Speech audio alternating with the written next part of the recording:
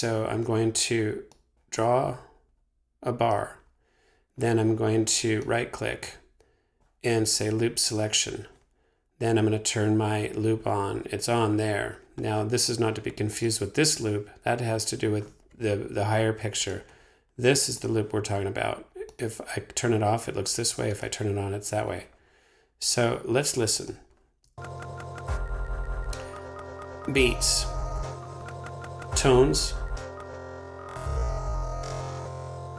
grain size,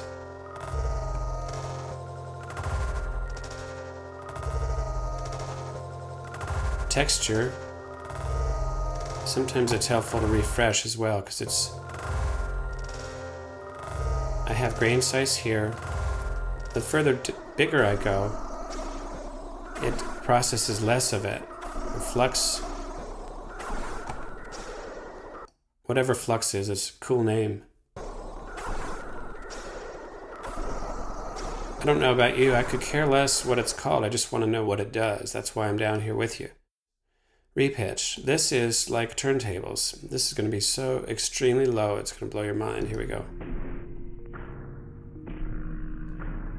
Complex is like, okay, are you sure you want to be down at, this slow? We'll try.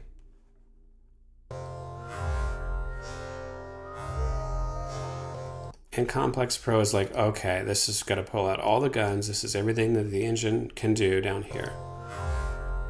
And this would be if you're working with a vocal or a remix or something like that, that you want to no artifacts at all.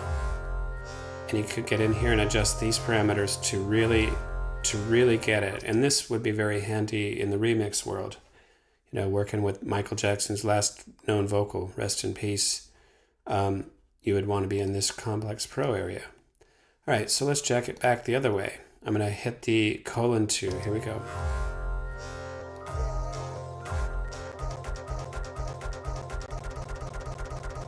I'm still in the same loop point.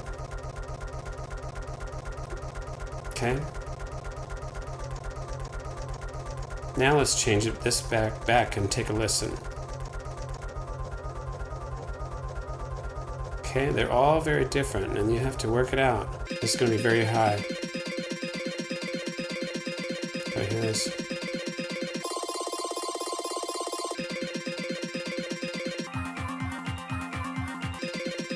If you think there's sound design possibilities in here, you'd be right.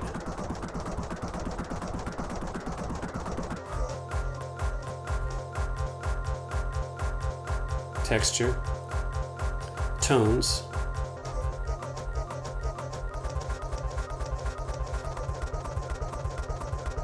and beats, one of my favorite. Here we go. Now, the transient menu has to do with all the little places that Live thinks it should be cut. Let's go up.